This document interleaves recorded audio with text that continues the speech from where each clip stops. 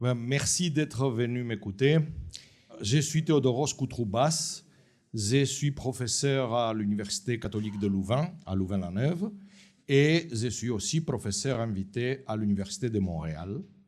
Et je suis ici aujourd'hui pour partager un petit peu avec vous une thématique que j'enseigne à Montréal dans le cadre d'une école d'été spéciale qui a commencé il y a 3 ans d'ici et qui va continuer aussi cet été, sur le rôle de la religion organisée en tant qu'acteur géopolitique.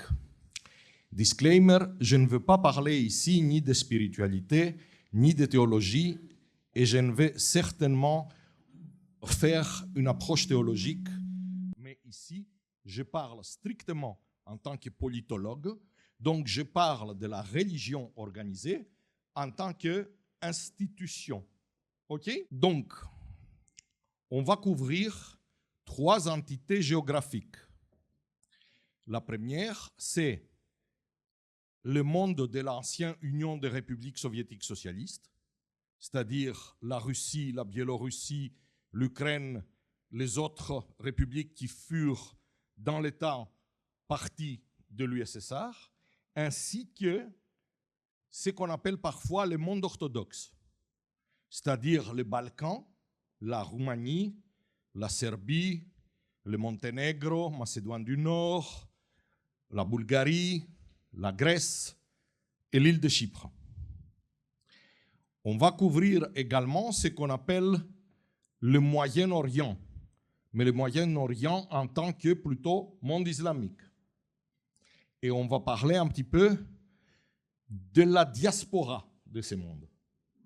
Et finalement, on va parler du subcontinent indien, c'est-à-dire l'Inde, le Pakistan, le Népal, le Bhoutan, le Bangladesh, et de la diaspora indienne, notamment la diaspora hindoue, c'est-à-dire la diaspora indienne qui professe la religion hindoue.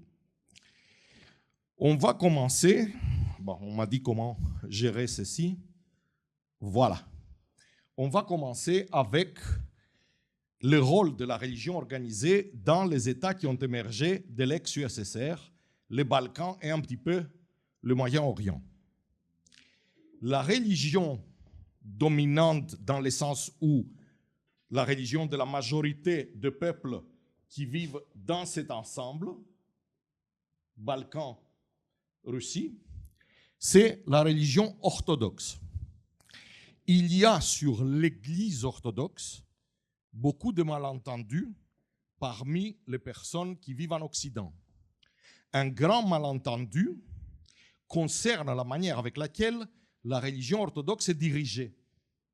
Les gens croient qu'il y a au sein de la religion, de l'Église plutôt orthodoxe, c'est autre chose l'Église, autre chose la religion, il y a dans l'Église orthodoxe quelque chose d'équivalent à la papauté, c'est-à-dire quelque chose d'équivalent à une autorité suprême qui a juridiction sur tous les fidèles et tous les fidèles et tous les évêques, n'importe où ils puissent vivre. Ceci est complètement faux. Il y a une institution qui s'appelle le patriarcat œcuménique de Constantinople. Cette institution se trouve à ses locaux à Istanbul, en Turquie, mais l'incubant, le patriarche œcuménique, n'est point un pape.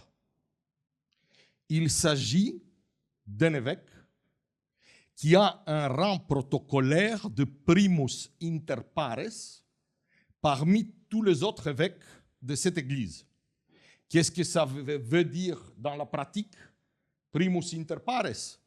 Ça veut dire que les rares et irrégulières fois où les chefs des églises nationales orthodoxes se réunissent, ces patriarches, le patriarche d'Istanbul, le patriarche œcuménique, président la réunion. Préside la réunion ne veut pas dire écrit l'agenda. L'agenda est écrite durant des réunions qui se sont passées avant par des comités et où sa délégation a autant de voix que les autres délégations. Comment se manifeste l'unité de l'Église orthodoxe? Il s'agit d'une unité de foi. Toutes les églises orthodoxes croient à la même chose. Une unité des sacrements. Et puis, dans la pratique audible, pas tangible, chaque fois qu'un primat national orthodoxe célèbre la liturgie, la messe, on aurait dit en français, il mentionne à haute voix dans sa prière, à un moment précis de la liturgie, les noms de tous les autres primats orthodoxes. Si par exemple le patriarche de Constantinople à Istanbul fait la liturgie, à un moment de la liturgie, il va dire « Prions pour le patriarche Théodoros d'Alexandrie, pour le patriarche Jean d'Antioche, pour le patriarche Théophile de Jérusalem, et ainsi de suite. » Ça, c'est le seul moment dans une liturgie où il y a tangible une unité. OK? Mais non. Il y a quelque chose qui différencie l'Église orthodoxe en tant qu'institution de l'Église catholique romaine. L'Église orthodoxe a vu le jour, parce qu'au début c'était la même Église, après le grand schisme de 1054. Or, l'Église orthodoxe, c'est-à-dire l'Église de l'Orient, qui est restée à Constantinople, c'était l'Église de l'empereur. Et il ne faut pas oublier que dans le cas du christianisme, c'était le politique qui a légitimé l'Église et pas le contraire. C'est-à-dire c'était Constantin le Grand qui a pris la décision de faire de facto le christianisme la religion officielle de son empire. C'était Théodose, dit le Grand, qui a décrété que le christianisme va être la religion officielle. Et jusqu'à la fin de l'Empire romain en Orient, c'était l'empereur qui présidait le concile œcuménique, c'était l'empereur qui les convoquait, c'était l'empereur qui faisait l'agenda et c'était l'empereur qui promulguait les résultats. Aussi, l'empereur avait un pouvoir très concret jusqu'à 1453 sur la nomination de patriarches. Donc, quand les églises se sont séparées, justement, les églises se sont séparées parce que l'empire s'affaiblissait progressivement et l'empereur était incapable de protéger les provinces occidentales. Et à l'an 800, donc déjà le premier schisme, à Rome, le pape, en cherchant un appui politique à son église et à sa ville qui était constamment envahie, a, comme vous le savez, couronné empereur Charles dit Charlemagne. Pour les orthodoxes, très aimablement, Charles l'usurpateur. Donc, qu'est-ce qu'on a là? On a l'Église qui donne la légitimité aux politiques à l'Occident. L'empereur donne la légitimité, le pape donne la légitimité à l'empereur, couronne l'empereur. En Orient, on continue avec l'ancien système. La légitimité de l'Église vient de l'empereur. La légitimité du patriarche vient de l'empereur. D'ailleurs, le couronnement de l'empereur n'est pas à 100% nécessaire à sa prise de fonction. Jusqu'à 1453, pour devenir empereur à Constantinople, il fallait les mêmes conditions que pour devenir empereur de Rome, c'est-à-dire que l'armée ovationne l'empereur sur un cuirasse, ça se dit en français, exactement, que la foule ovationne l'empereur dans les grands stades, dans l'hippodrome de la ville, que le Sénat fait une réunion. Il y avait un Sénat jusqu'à la fin. C'était à la fin, durant le dernier siècle, c'était un Sénat qui ne jouait plus aucun rôle, mais c'était quand même un Sénat qui devait prendre une décision formelle de reconnaître l'empereur. Et seulement si ces trois conditions étaient remplies, que l'empereur allait à l'église pour être couronné. Mais, notez, le pape, quand il couronne Charlemagne, il lui donne le crème. Il devient, en anglais, ce serait God's Anointed Emperor, l'empereur chrismé de Dieu. Dans le couronnement à Constantinople, le prélat met juste un chapeau sur la tête de l'empereur. Il n'est pas chrismé. Et la présence du patriarche n'est point nécessaire. L'empereur peut être couronné même durant une campagne militaire par l'évêque local ou même par un curé. Donc, nous avons dans le monde orthodoxe une relation complètement différente entre le politique et le religieux, complètement différente avec la relation qu'il y avait dans le monde catholique, dans le monde occidental. En Russie, cette relation a continué en pratique jusqu'à nos jours. Je m'explique. En 1453, l'Empire romain en Orient finit. Il y a désormais l'Empire califat ottoman, qui a Constantinople comme capitale. Mais le grand prince de Moscovie se marie à la nièce du dernier empereur des Romains, à la nièce de Constantin XI. C'est pour ça d'ailleurs que la Russie, en tant qu'emblème, a un aigle bicéphale. L'aigle bicéphale, c'était l'emblème de la famille Paléoloros, c'est-à-dire de la dernière dynastie romaine en Orient. Et comme la princesse qui se marie au grand prince de Moscovie est plus haute en rang que lui, puisqu'elle a du sang impérial, c'est son blason qui domine sur le blason de son mari, qui est tout simplement Saint-Georges qui tue les dragons. Donc si vous voyez, encore aujourd'hui, l'emblème de Russie, c'est ceci. L'aigle à deux têtes qui a à son cœur une cuirasse avec Saint-Georges qui tue le dragon.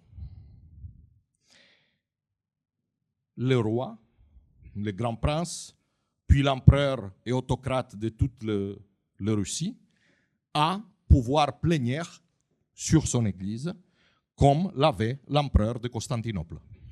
D'ailleurs, Pierre le Grand, quand il est embêté par le patriarche de Moscou, il supprime tout simplement la position de patriarche de Moscou. Et il décrète que l'Église de Russie sera gouvernée désormais par un saint synode présidé par un procureur impérial. Un procureur impérial laïque, pas un prêtre.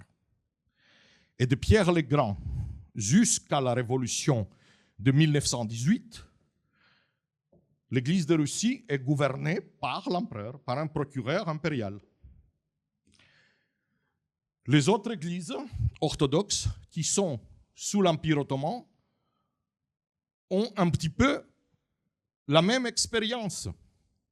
C'est l'État, c'est-à-dire cette fois-ci l'État musulman, le califat, qui contrôle absolument le prélat orthodoxe. Pour devenir patriarche, il faut que le sultan calife te nomme. Le sultan calife peut te suspendre de tes fonctions et même t'envoyer à ta mort. Nombreux sont les patriarches qui ont péri ainsi quand il le souhaitait ou quand tu ne servais pas ses intérêts. Donc, de nouveau, vous avez une église absolument assujettie aux politiques. Et quand les révolutions contre l'Empire califat aboutissent, les églises nationales qui sont créées en Grèce, en Bulgarie, en Roumanie, sont toujours assujetties aux rois locaux. D'ailleurs, le premier État qui émerge par une révolution contre l'Empire califat ottoman, c'est la Grèce. Et la première chose que le gouvernement de la Grèce très jeune fait est dire, désormais, la Grèce ne dépend plus du patriarche qui habite toujours chez l'ennemi, on va avoir notre propre Église orthodoxe nationale. Et qui présidera le synode? Les délégués du roi. Donc nous avons une tradition telle. Au moment où le communisme arrive, au début on essaye de complètement détruire l'Église et l'Église essaye de trouver son indépendance. C'est pour ceci que le moment où le tsar tombe, l'Église de Russie convoque un grand sabor, un grand synode, pour réélire pour la première fois après quelques siècles un patriarche. Et il le fait, un patriarche est réélu. Mais qu'est-ce qui se passe? Arrive le communisme, le patriarche est mort sous des conditions atroces, une énorme partie d'évêques est exécutée, et ce n'est que quand Staline décide, au milieu de la Deuxième Guerre mondiale, que l'Église peut lui servir à quelque chose, que les 3 évêques qui restaient et qui étaient en Sibérie sont appelés à Moscou et Staline leur donne la possibilité d'élire un patriarche et d'avoir quelques églises ouvertes, une à chaque ville, pourvu qu'ils prennent position à 100% en faveur de l'Union soviétique au sujet de la guerre et en général. Quand la guerre termine, l'église de l'USSR, l'église du patriarcat de Moscou et toutes les autres églises orthodoxes des États communistes avaient comme objectif de présenter à l'étranger une bonne image du gouvernement communiste. Et ça, jusqu'à la fin du communisme aux années 90. L'Église de Russie a presque retrouvé une indépendance dans les très peu d'années entre la chute du communisme et le durcissement du gouvernement de Vladimir Poutine, mais au moment où Poutine opte clairement pour un gouvernement autoritaire à l'ancienne, l'Église de Russie redevient ce qu'a toujours été, c'est-à-dire une institution assujettie au pouvoir. Par contre, dans les pays balkaniques, en Grèce, l'évolution de l'État est différente. L'État devient de plus en plus occidentalisé. L'État devient de plus en plus démocratique. Et les gouvernements démocratiques, rationalistes, perdent leur intérêt à dominer l'Église. Ainsi, de facto, les églises de ces États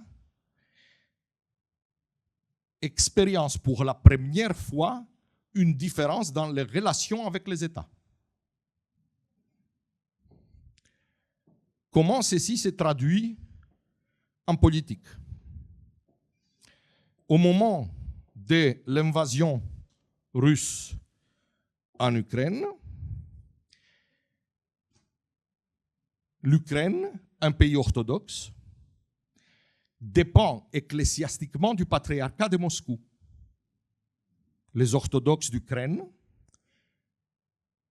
sont gouvernés par des évêques qui jouissent d'une certaine autonomie par rapport au patriarche de Moscou, mais qui sont sous le patriarche de Moscou.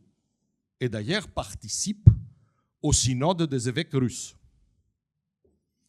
Ceci constituait un problème, a commencé à constituer un problème à partir de la révolution, certains disent coup d'État, qui a mis fin au gouvernement de Yanukovych. Vous vous rappelez de ceci? Yanukovych est le président pro-russe qui est ousté et qu'est-ce qu'on a à sa place? Pedro Poroshenko devient président et on a une politique contre la Russie.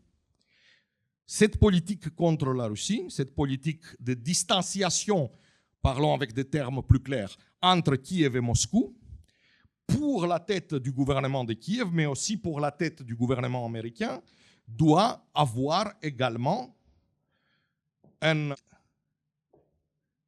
appel, un appât sur le peuple. Et le peuple est assez religieux.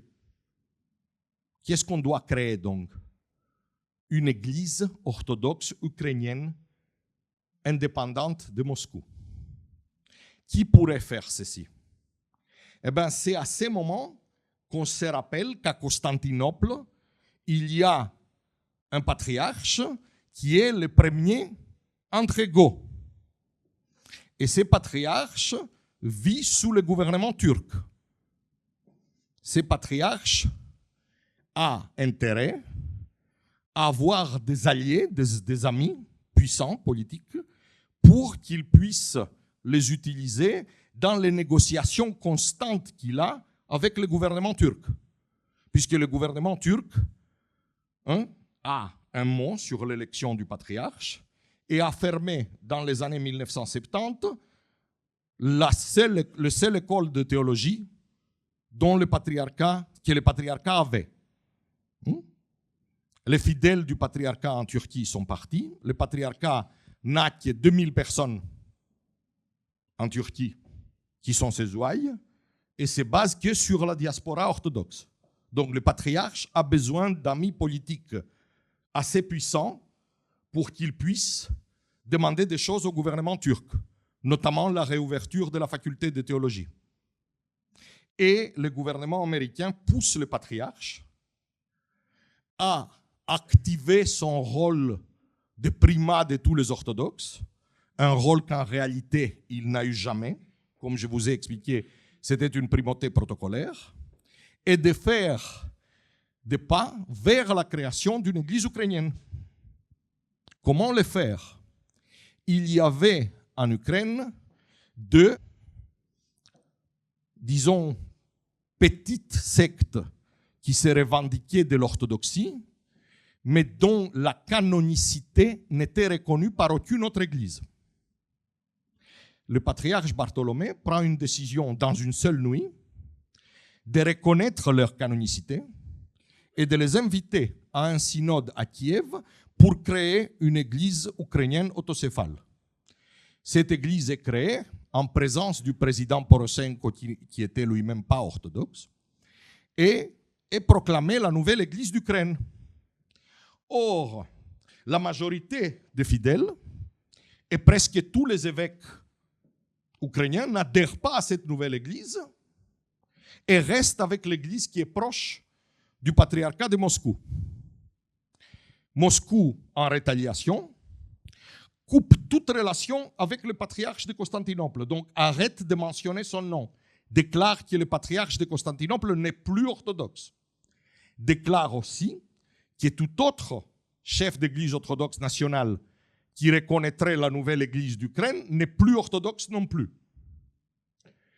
Les seules églises qui ont jusqu'à présent reconnu la nouvelle église d'Ukraine, c'est l'église de la Grèce, de Chypre et d'Alexandrie. Pourquoi? Parce qu'il s'agit d'églises hellénophones, c'est-à-dire il s'agit des Grecs, et les Grecs ont une relation très particulière avec le patriarche orthodoxe de Constantinople, même si ils ont une église indépendante, par, disons, nostalgie du passé impérial. Par contre, toutes les autres églises, c'est-à-dire la Roumanie, la Bulgarie, la Serbie, etc., ne reconnaissent pas la nouvelle église d'Ukraine. Ainsi, nous avons une division profonde de l'église orthodoxe maintenant, profonde pour des raisons purement politiques. Le patriarche de Moscou ne reconnaît plus le primat d'Athènes, de Chypre, de Constantinople et d'Alexandrie. Et ceci, regardez comment ça s'entremêle, a des conséquences en Afrique. Le patriarcat d'Alexandrie orthodoxe, hellénophone, dirigeait des énormes missions en Afrique qui ont conduit à une christianisation à l'orthodoxie, une adhésion à l'orthodoxie de nombreuses populations africaines. Par exemple, au Congo, qui pour nous Belges a une signification, à l'ex-Congo belge, République démocratique du Congo, il y a 3 métropoles orthodoxes, 3 évêques orthodoxes. Or, ces évêques orthodoxes, cette église orthodoxe en Afrique, était financée aussi par l'église de Russie, puisque c'était la même église, l'église orthodoxe. Eh bien non.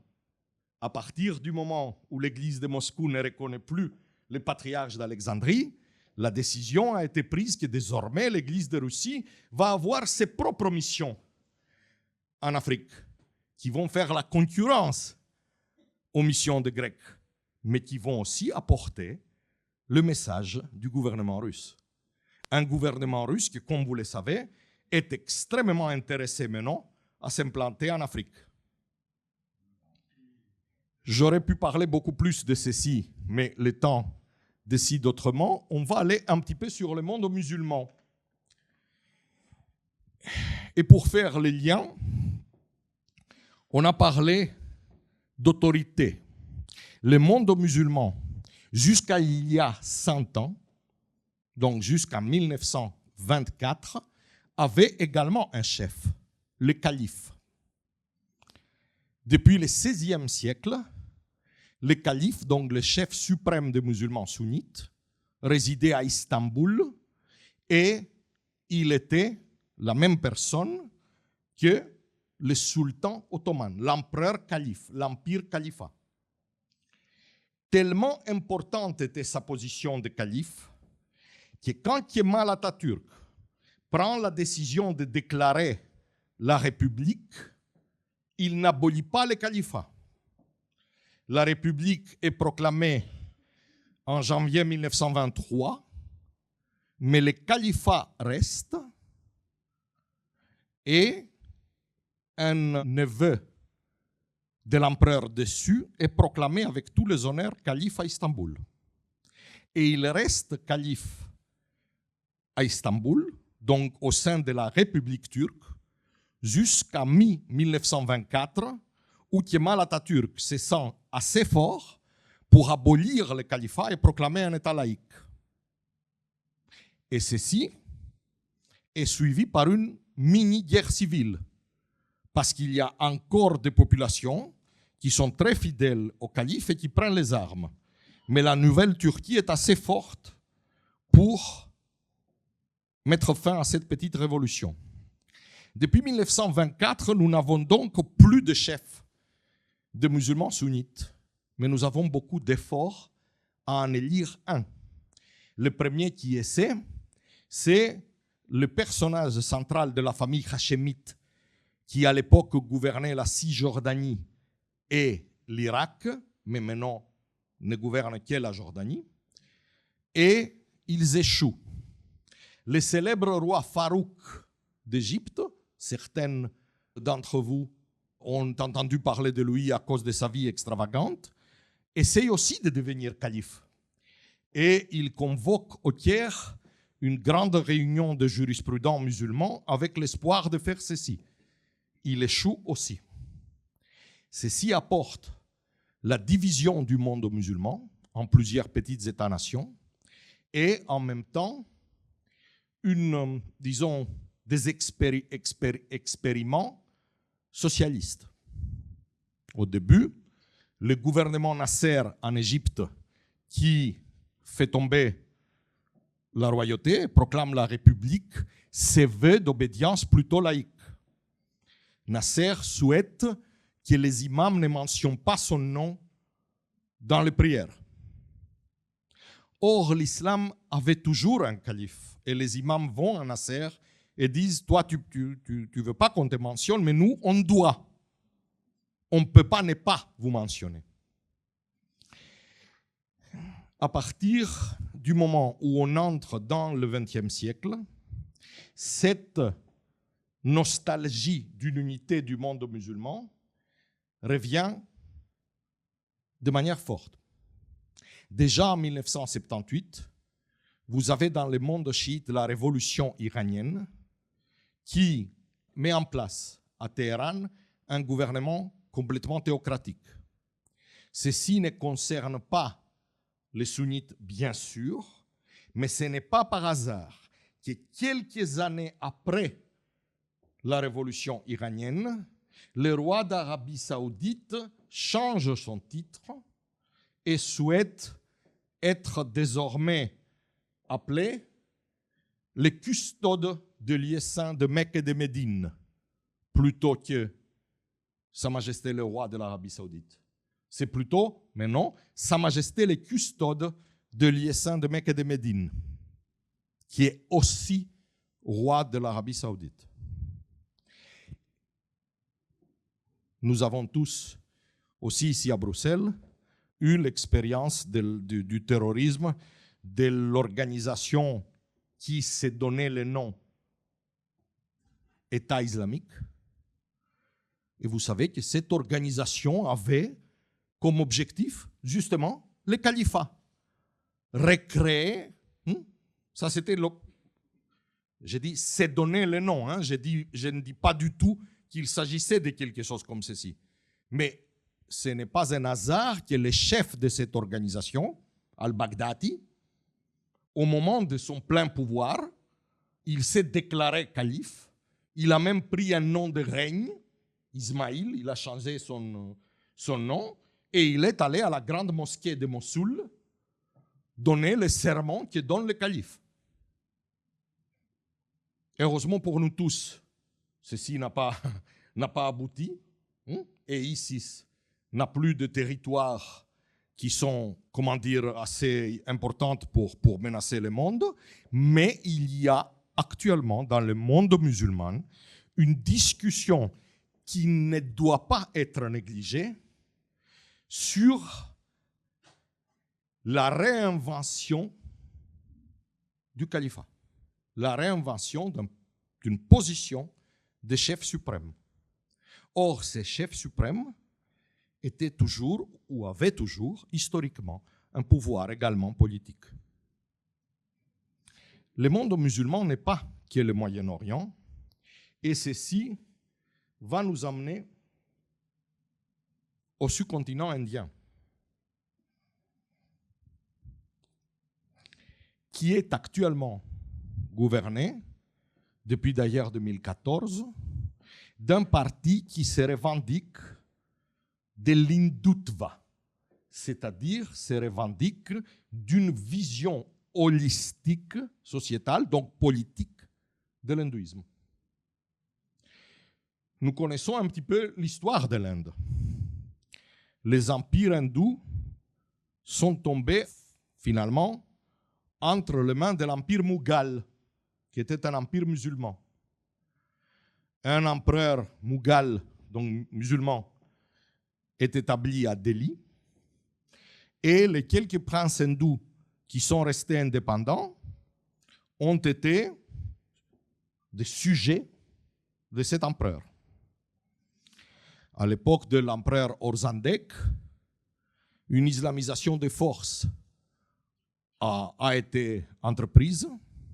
De très nombreux temples hindous ont été rasés. Des principautés hindoues ont été aussi rasées de la carte. Puis la situation s'est de nouveau calmée. Et puis les Anglais sont venus. Quand les Anglais sont venus, les Anglais ont traité les hindous comme païens. Et au début, ils se sont considérés les héritiers de l'empire Mughal. D'ailleurs, légalement, c'était comme ceci que Victoria a été proclamée impératrice des Indes. Pourquoi impératrice? Parce qu'il y avait un empereur à Delhi, l'empereur Mughal. Cet empereur est déçu, donc la place de l'empereur est restée vacante. Et la reine anglaise s'est portée candidate par la force. Et elle a été déclarée impératrice des Indes. Et puis, son fils Édouard, et puis son fils Georges, et puis de nouveau Édouard le VIII pour quelques mois, et puis Georges le dernier. Au début, l'empire des Indes britanniques, qu'on appelle les Raj, donnait prépondérance aux musulmans. Donc, la deuxième personne après l'empereur britannique était le Nizam de Hyderabad. Hyderabad, c'est une ville au milieu. Et le Nizam de Hyderabad était le plus important des princes musulmans. Même la monnaie qu'a frappé l'empire anglais, le Raj, l'empire anglais en Inde, avait l'inscription anglaise et ourdou, pas hindi. Mais peu à peu, les Anglais ont commencé à comprendre l'importance des hindous. Et avec les années, le Maharaja de Jaipur prend le même rang que le Nizam de Hyderabad. Les Anglais, donc, essayent d'établir une certaine équité entre hindous et musulmans. Le problème est que les hindous sont l'écrasante majorité, mais les musulmans sont une minorité très, très, très considérable. Vous avez la partition de l'Inde à la fin de la Deuxième Guerre mondiale, quand les Anglais ne peuvent plus garder le pouvoir, et vous savez que cette partition s'est faite sur les critères uniquement religieux. Vous savez aussi que, tandis qu'au début, il y avait une volonté de conserver au Pakistan une minorité hindoue assez importante, comme en Inde, une minorité musulmane assez importante, il y a eu des massacres des deux côtés, mais le résultat est qu'aujourd'hui, il y a très peu d'hindous qui restent au Pakistan, presque négligeable, quelques milliers, mais il y a une communauté musulmane, grande minorité musulmane au sein de l'Inde. L'Inde était gouvernée des années par le parti du Congrès, c'était le parti de Nehru, et c'était un parti qui était laïque, qui essayait de garder une distance entre les différentes communautés religieuses. C'était un parti qui, bien sûr, l'élite du parti était hindoue, mais c'était des personnes intellectuelles qui avaient très peu de considération pour la religion. Mais ceci a radicalement changé avec le parti Bharatiya Janata, la création du parti Bharatiya Janata, qui prend d'abord le pouvoir, qui est né grâce ou à cause le conflit sur les temples d'Ayodhya. Ayodhya, c'est considéré le lieu de naissance du dieu Ram, le personnage mythique qui, à part d'être Dieu, était dans leur mythologie, dans leur religion, un gouverneur pur et parfait de l'Inde préhistorique. Or, le temple était rasé et, à l'époque de Horsandeg, une mosquée a été construite à sa place. La création du parti Bharatiya Janata coïncide avec un incident particulièrement sanglant où une foule hindoue entre par la force dans la mosquée et la détruit, avec l'objectif de reconstruire un temple. Immédiatement, le gouvernement calme ceci, rien ne s'est fait, mais il y a un mouvement qui est en place. Et ce mouvement, finalement, aboutit. Pourquoi? Parce que, aussi, le gouvernement laïque du parti du Congrès devient de plus en plus corrompu. Les gens aspirent à quelque chose de moins corrompu et le parti hindou a comme chef une personne charismatique, Narendra Modi, une personne qui, comme gouverneur d'un des États de la fédération qui est l'Inde, avait un grand succès. Et les électeurs, parce que l'Inde est une démocratie, aujourd'hui moins qu'avant, mais est une démocratie, donnent à Narendra Modi une majorité. Et le gouvernement de Modi, qui commence en 2014 jusqu'à aujourd'hui, et je suis sûr qu'il sera réélu dans quelques semaines avec un très grand pourcentage, tourne le pays vers l'hindouisme lentement et intelligemment. D'un côté, il y a une politique économique qui profite toute l'Inde. L'Inde, où je suis allé pour la première fois en 2007, n'est pas l'Inde d'aujourd'hui. Au niveau de l'infrastructure, au niveau du progrès pour la classe moyenne, l'évolution est étonnante, véritablement.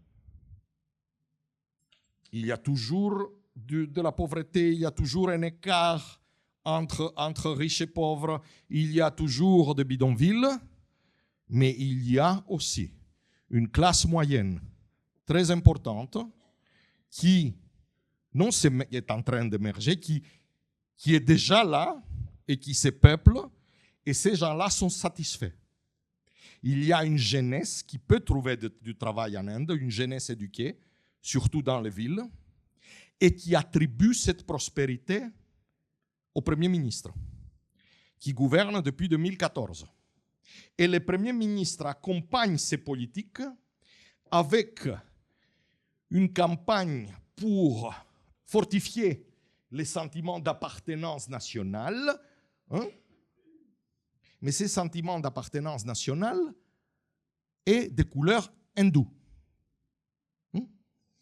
Quand je vous parle d'une campagne, imaginez, je ne sais pas si ça s'est passé en Belgique dans les années 60, mais dans mon autre pays, j'ai deux nationalités, dans mon autre pays, la Grèce, ça s'est passé. Quand les gens allaient au cinéma, avant que le film ne commence, il y avait l'hymne national. Et les gens devaient se lever, écouter l'hymne national, puis s'asseoir et voir le film. Eh bien, ça, c'était une des mesures que Modi a introduit en Inde il y a déjà avant le Covid. Partout où on joue un film, il y a d'abord l'hymne national et les drapeaux sur les écrans. Et il y a un message, même en anglais, pour que tout le monde comprenne. On vous prie de vous lever pour l'hymne national indien. Ça, c'est une des mesures. Mais d'autres mesures sont plutôt centrées, visent plutôt la communauté musulmane. Vous savez qu'il y a quelques semaines, finalement, le temple de Ram à Ayodhya a été construit.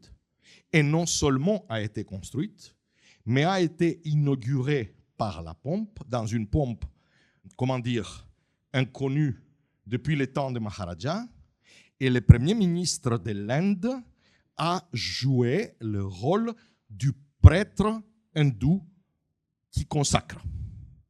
Il a le droit. On a vu donc le Premier ministre indien agissant en tant que prêtre, présider la cérémonie religieuse pour la consécration de la statue principale du dieu Ram qui domine dans les temples. Le jour a été déclaré férié dans toute l'Inde. On a, dans toute l'Inde, célébré ceci comme une grande victoire et le gouvernement a salué ceci comme un jour pour tous les Indiens. Certes, le tribunal a donné aux musulmans un espace dans cette ville, à Ayodhya, pour construire une mosquée, une nouvelle mosquée. Certes, des articles sont parus dans la presse et ailleurs où on parlait de combien le personnage du dieu Ram en tant que gouverneur sage est important même pour les musulmans. Et que les musulmans doivent voir en Dieu Ram un exemple de gouverneur juste et sage. Mais le sentiment qu'a dominé dans le pays, c'était que c'était un jour de victoire hindoue. Très peu de jours après, les demandes pour la destruction d'une série de temples qui ont été construits dans le temps d'Orzandeg d'une série de mosquées, qui ont été construits dans les temps d'Orzandeg sur des anciens temples, s'est multiplié. Déjà, à Varanasi, dans la ville sacrée, des prêtres hindous ont reçu le droit par la Cour constitutionnelle de faire des cérémonies et des prières dans une partie de la grande mosquée, puisque la grande mosquée a été construite sur un temple hindou. La communauté musulmane religieuse, c'est-à-dire les muftis, crie à l'assaut. est-ce que tous les musulmans se sentent visés? C'est assez intéressant. Une partie des jeunes musulmans fait bien avec la nouvelle situation économique, a fait des études, appartient à la nouvelle classe moyenne et haute moyenne, et commence à se faire saper avec le gouvernement Modi. Commence à se dire, OK, l'important est que nous sommes prospères, l'important est que le pays avance, l'important est qu'on comprenne qu'ici, il y a quand même une majorité hindoue. On va vivre avec la majorité hindoue. C'est d'abord leur État et puis le nôtre, et on va accepter une certaine série de choses. Mais pas tout le monde voit ça de la même façon. Donc, l'agitation commence à monter. Le gouvernement Modi, de manière intelligente aussi, essaye d'utiliser la modernisation du pays afin d'attaquer des pratiques qui concernent aussi des tribus qui pratiquent des formes de l'hindouisme, mais qui concernent surtout les musulmans. Donc, par exemple, le gouvernement Modi a décidé d'introduire un code civil pour tous et donc abolir les droits des communautés religieuses et des tribus d'avoir leur propre code civil. Qu'est-ce que cela veut dire dans la pratique? Cela veut dire pas de polygamie. On impose la monogamie à tous. On impose à tous d'avoir une seule épouse. Pas de divorce immédiat. Avant, dans les tribus et dans différentes communautés musulmanes, il y avait la possibilité de l'homme de déclarer 3 fois devant son épouse « je te divorce, je te divorce et je te divorce », et l'État considérait ceci comme acte, mais non plus. Notre mesure a été prise pour demander à toutes les personnes qui sont venues d'ailleurs et qui, par exemple, comme réfugiés dans les temps de la guerre du Bangladesh, etc., et qui vivent depuis les années 70, de prouver où ils sont nés, d'où ils viennent, et de demander la nationalité. Mais ces gens-là sont dans leur grande majorité illettrés, incapables de le faire et n'ont pas de papier. L'idée est de nouveau presque claire, même si le gouvernement ne l'admet pas, mais l'idée est de mettre à la porte une grande partie des musulmans. En même temps, et vous me permettrez de parler ici d'une expérience que j'ai eue il y a 2 semaines d'ici. J'ai été 3 semaines d'ici. J'étais à Mathura. C'est une ville à 170 km de Delhi, qui est considérée pour les hindous sacrée parce que c'est là où ils croient que le dieu Krishna est né. Jadis, il y avait un grand temple sur le lieu où Krishna est né, et ainsi la ville était et est toujours un grand lieu de pèlerinage parmi les hindous. Or, c'est vrai qu'Orzandeg a fait raser le temple et une grande mosquée est érigée. Et que les hindous sont restés avec une petite cave, un petit lieu qui ne paye pas à l'œil et qui est sur le mur externe du jardin de la mosquée où ils pourraient aller faire leurs prières. En l'indépendance, ils ont construit un temple à côté. Mais quand vous voyez la ville, où d'ailleurs les musulmans ne sont pas trop nombreux, l'existence d'une si grande mosquée sur le lieu même où eux ils croient que Krishna était lieu et où jadis avait un temple est ressentie, et j'ai parlé avec plein de gens quand j'étais là, comme une sorte de provocation.